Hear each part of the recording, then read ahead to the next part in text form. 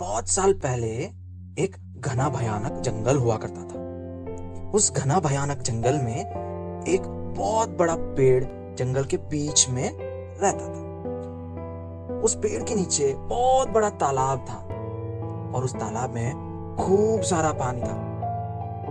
और उस पेड़ के एक बड़ी सी डाल पर एक काला कौवा अपने छोटे छोटे बच्चों के साथ घोंसले में रहता था।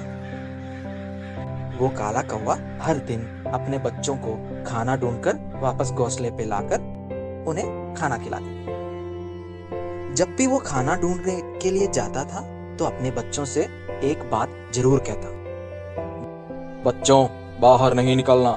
अगर बाहर निकल गए तो तालाब में गिर जाओगे और तुम लोग उड़ भी नहीं सकते। और सबसे खास बात कि सांप, चील, गीदड़, इन सारी चीजों से तुम्हें बच के रहना होगा। इसीलिए अंदर ही छुपे रहना है, समझे? तो बच्चे लोग प्यार से बोलते, जी मम्मा, हम समझ गए, हम आपकी बात जरूर मानेंगे। और इन बातें सुनकर काला कौवा खाना लाने दूर चला जाता।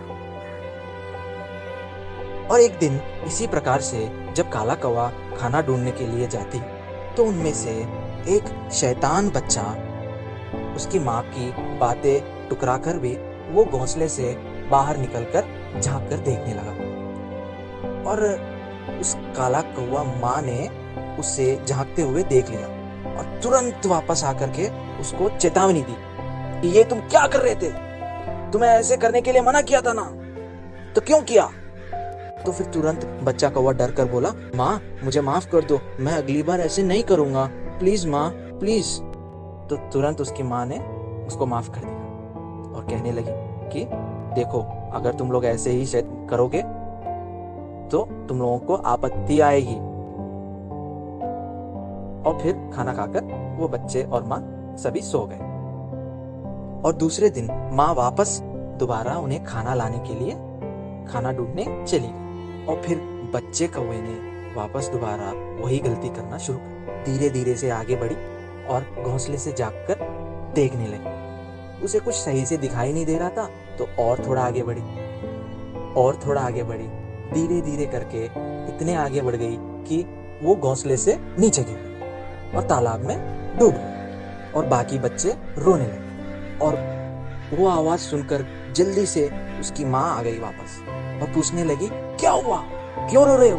तो बच्चे कौवे ने बोला कि माँ, आपके मना करने के बावजूद भी वो झांक कर देखा और नीचे गिर गया और तालाब में डूब गया। अब हमें समझ नहीं आ रहा क्या करें। और माँ ने इतना चिल्लाया उनके ऊपर कि क्यों किया तुम लोगों ने ऐसा, मैंने मना किया था ना तुम्हें करने के लिए। और फिर ऐसे रोते रोते रोते रोते सभी काला कौवा और बच्चे सो। वापस दूसरे दिन माँ कौवा उन्हें चेतावनी दी कि नहीं करना, तुम लोगों को शैतानी नहीं करना। ये बोलकर कौवा माँ खाना लाने दूर चला गया। और उन बच्चे कौवों में से एक बच्चा कौवा उसकी साथी को ढूंढने के लिए बाहर निकला और ढूंढने लगा। इस चीज को दूर बैठे हुए एक चील ने देख लिया और तुरंत आकर के उसे झपेट लिया और तुरंत आसमान में उड़ गया।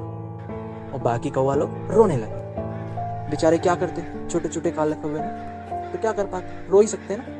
और फिर माँ कौवा वापस आई, पूछा कि क्या हुआ, क्यों रो रहे हो और बाकी का कहाँ है? तो फिर कौवा लोग बोले कि ऐसा चील आई और लेके चली गई, हमें समझ नहीं आ रहा था क्या करें। फिर माँ कौवा इतना चिल्लाया उनके ऊपर, देखा लापरवाही का नतीजा कैसे होता है, इसीलिए माँ की बात सुनना चाहिए। तुम लोग नहीं सुने, अभी 2 बच्चे को हम खोए। तो बच्चों, इस कहानी से हमें क्या सीख मिलता है? हर बार हमें अपने बड़ों की बात मानना चाहिए, उन्हें समझना जरूरी है, समझे? Like, share and subscribe.